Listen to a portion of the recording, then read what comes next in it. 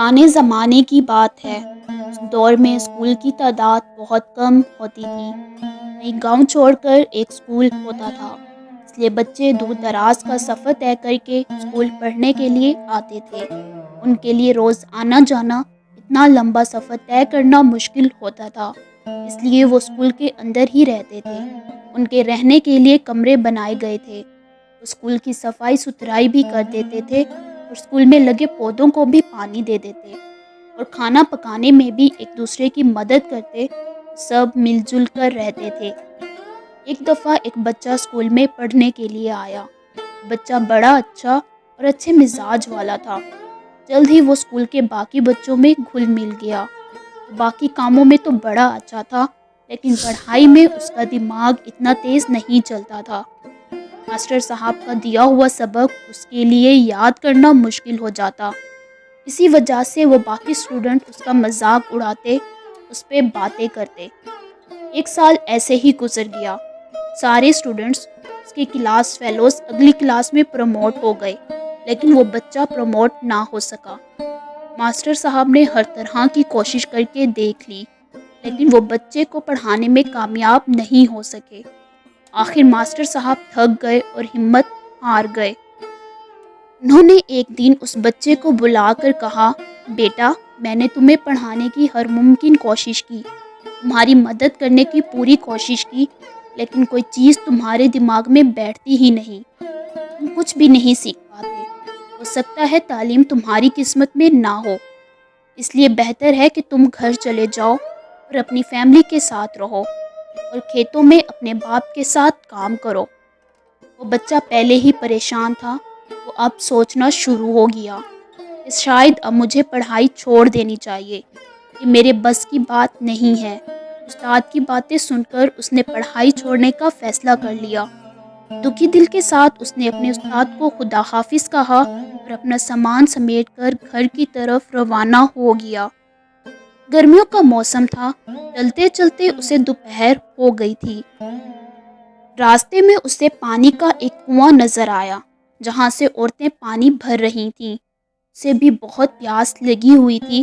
اس نے سوچا کہ کنویں سے جا کر پانی پی لوں اور اپنی پیاس بجھا لوں۔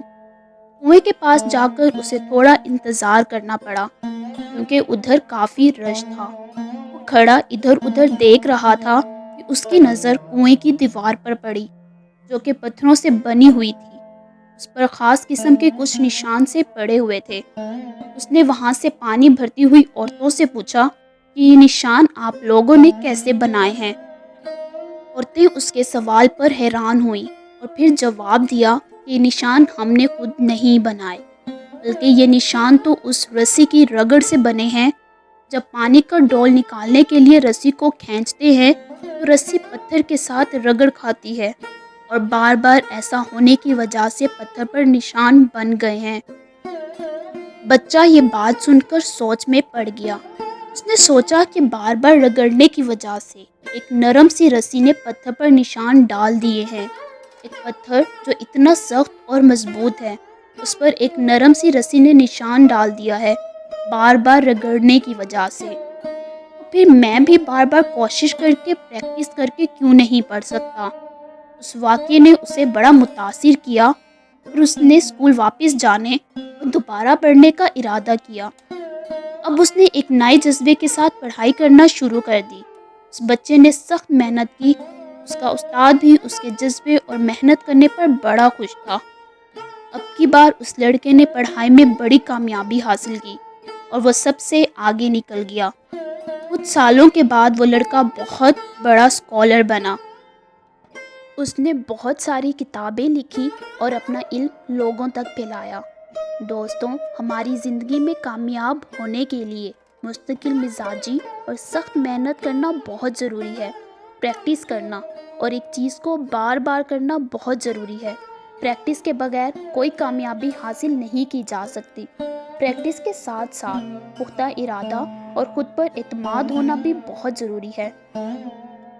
آپ کو اپنی کامیابی پر یقین ہونا چاہیے۔ دوستوں، اس کہانی میں ہم دیکھ سکتے ہیں کہ شروع میں لڑکا پڑھائی میں بہت ویک تھا، اسے کچھ بھی یاد نہیں ہوتا تھا، لیکن جب اس نے پختہ ارادہ کر لیا کہ میں نے پڑھنا ہی پڑھنا ہے اور کامیاب ہونا ہے، اور پھر اس لیے اس نے بار بار پریکٹس کی اور انتھک محنت کی، اور پھر اس کی محنت رنگ لائی اور اسے کامیابیاں ملتی گئیں، اور یہ صرف 3 چیزوں کی وجہ سے ممکن ہوا: کامیابی کا پختہ ارادہ، مستقل مزاجی اور بار بار پریکٹس۔ اس نے بار بار ریویژن کی۔ اس لیے اس کہانی کے ذریعے ان تمام اسٹوڈنٹس کو جو اپنی زندگی میں کچھ کرنا چاہتے ہیں، انہیں پیغام دوں گی کہ اپنی زندگی میں ان 3 چیزوں کو ضرور لے کر آئیں: کامیابی کا پختہ ارادہ، مستقل مزاجی اور بار بار پریکٹس۔ دوستو، زندگی میں جتنے بھی کامیاب لوگ گزرے ہیں وہ کسی لحاظ سے بھی آپ سے بہتر نہیں تھے۔ ان کے اندر ایسی کوئی کوالٹیز نہیں تھی جو آپ میں نہیں ہیں۔ وہ صرف اور صرف اس وجہ سے کامیاب ہوئے کہ انہوں نے سخت محنت کی اور مستقل مزاج رہے، بار بار کوشش کی اور ہمت نہیں ہاری۔ ان کو خود پر اعتماد تھا، انہوں نے کامیابی حاصل کرنے کا پختہ ارادہ کیا ہوا تھا۔ خود پر یقین، مستقل مزاجی اور بار بار پریکٹس ایسی خوبیاں ہیں جن کی مدد کی وجہ سے آپ کچھ بھی اچیو کر سکتے ہیں۔ تو دوستو، اٹھو، ہمت کرو، کچھ کر کے دکھاؤ۔